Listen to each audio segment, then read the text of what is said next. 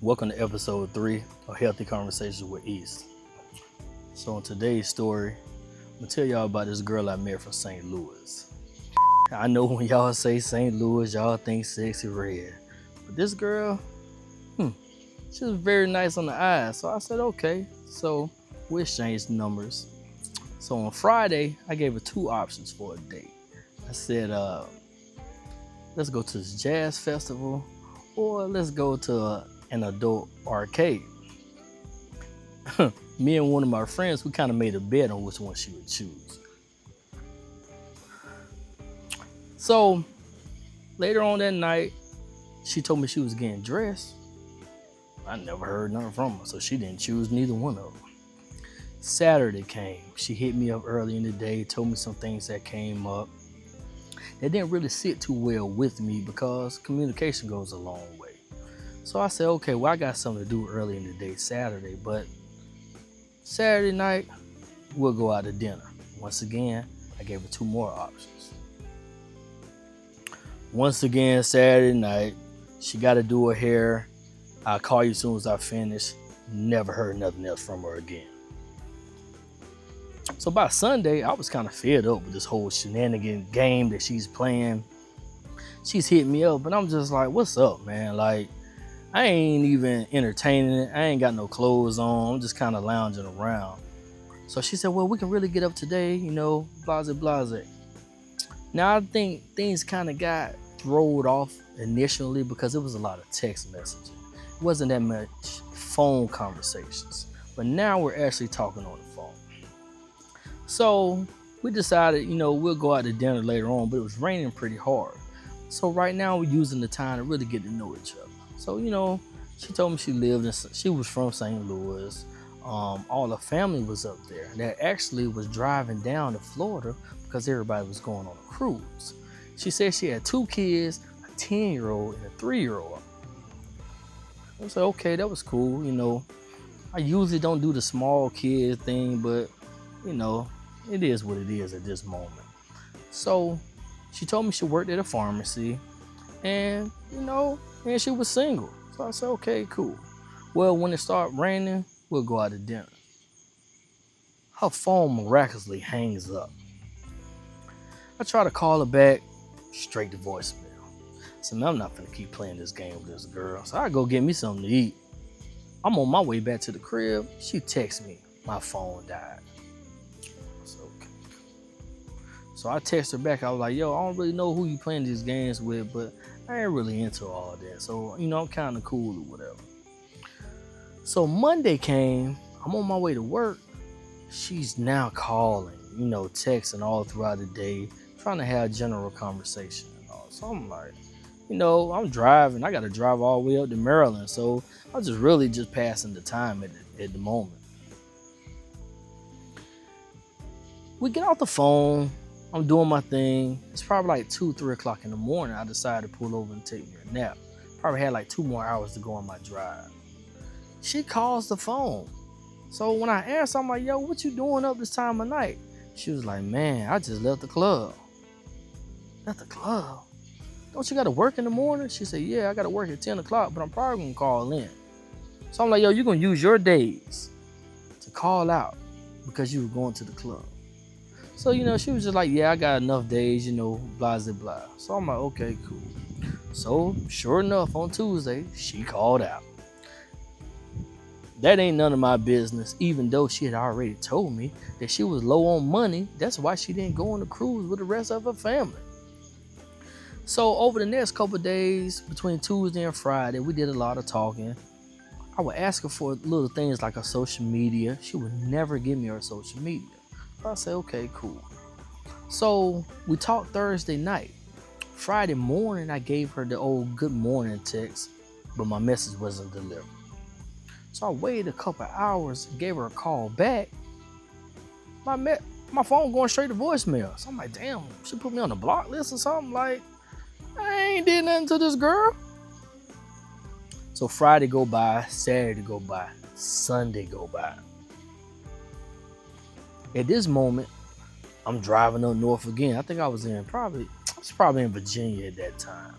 So as I'm driving, I get a call from the Cobb County Detention Center. So I'm like, yo, who the heck is calling me from jail? When I answered the phone, I could hear that it was a female voice for the collect call, but I couldn't grasp the name. So when I tried to press the button to accept the call, somehow the phone hung up. So I called my homies. I'm like, yo, somebody just called me from Cobb County Detention Center. So everybody kept throwing out the same name. And I'm trying to figure out, why do y'all think that this person will be calling me from jail? And we don't even have no dealings like that. So they was like, well, who you think it is? I said, man, I kind of think it's St. Louis, because I ain't heard from her since Friday. And we've been talking all day. So I'm not really understanding. Sure enough, as I'm telling them this, my phone rings again. So when I pick up the phone, I got my credit card already in my hand. So I put the numbers in, accepted the call. Sure enough, it was St. Louis. So she's like, hey, I've been locked up since Thursday. I'm like, what? Like, locked up for what? She said, well, the police got behind me Thursday night and said I was too far over the white line at the stoplight. And they locked me up. So I'm like, they locked you up for that? So she was like, yeah. She's like, I gotta get out of here. I'm like, yo, where your kids at? She said, they at home. They been home by themselves since Thursday night. Lady, it's Sunday night. And a 10-year-old and a 3-year-old have been home by themselves ever since. She like, yeah, I ain't got nobody to call. So I'm like, did you tell the police that? She said, yeah, I told the police, but they didn't care. They must have thought I was lying. So I said, okay. Well, do you got anybody who's working on the case or anything? So she said, yeah, my homeboy Tay, he's trying to get me out right now. And then the phone hangs up again. So I'm like, yo, this is crazy. Before I can even call anybody back, she calls my phone again. So she like, look, here's Tay's phone number. You can call Tay. See, can you help him get me out of jail? So I'm like, hey, better yet, I already got a bondsman. Hey, what's your name? I could just call my bondsman up, get them to look you up.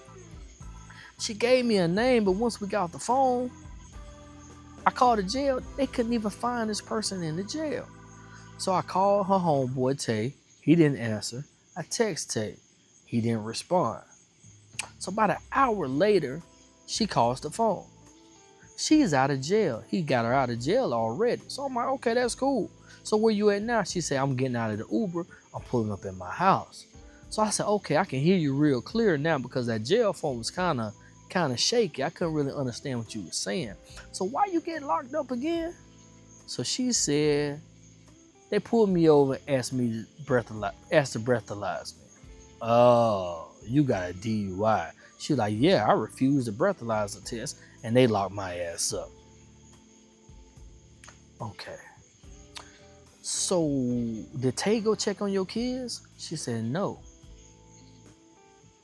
So your kids been home by themselves since Thursday? She said, yes.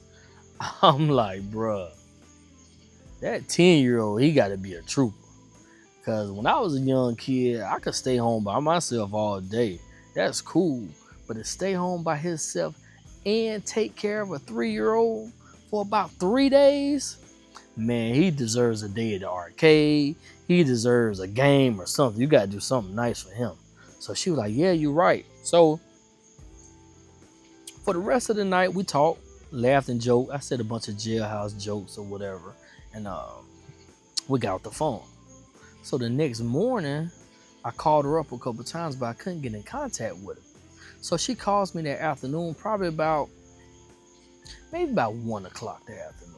And she kind of sounded like she had an attitude, like, yeah, I had some stuff I need to handle because, I've been locked up since Thursday or whatever. So I want to know, can you cash out me some money because I got to pay Tay $500 back for getting me out of jail, and my car costs almost $300 to get out the impound. Whoa. So I say, I don't have Cash App. So she was like, why you don't have Cash App? I said, because my Cash App only worked one way. I'm always sending money out. Ain't no money never coming in. So I took that shit off my phone. So I said, well, check this out. Do you got Zelle? She said, yeah, I got Zelle. I said, well, give me your information. I'll Zelle you a couple dollars. She said, hold on 1 second. I'm filling out this email. Hey, why won't you just get somebody to just cash app me and I get the money like that? So now in my mind, I'm like, okay. First of all, try to take her out on a date Friday, Saturday, and Sunday. She stood me up every day. I asked her for her social media. She couldn't give me the social media. She go to jail. I asked her for her name to get her out of jail. She didn't even want to give me her real name. Now I'm asking her for her Zelle information. She don't want to give me her name for that neither. Man, something's up with this chick. I said, you know what, you right. Let me call one of my people. I'll get them to cash app me. And I hung up. Because really and truly, that ain't my problem. Now I was making you be in jail, I was making you get out of jail my problem because she had kids. And I didn't want to see her kids on the news. So yeah, I was willing to help her get out of jail. But once she became free, man, lady, go call one of them other niggas who you been hanging out with because you ain't been hanging out with me. So the moral of this story is, yo, you got to handle your priorities. You knew that you didn't have no money in the first place. So why was you going to the club Monday and Thursday? Then to top it off, there was a level of comfort there with leaving your kids at home by themselves. Now, I ain't knocking survival. You know, sometimes people got to go to work. They got to do what they got to do. But to leave your kids at home by themselves while you go to the club, nah, I can't mess with nobody like that. You way too comfortable, shorty, wasting your time on bull crap. So I just feel like at the end of the day, that wasn't my responsibility. I was willing to help you get yourself out of jail because you had kids involved. But once you got out of jail, the rest of that is on you. So y'all tell me how y'all would handle that situation down below in the comments. Like, was I tripping? Or would you have handled it the same way?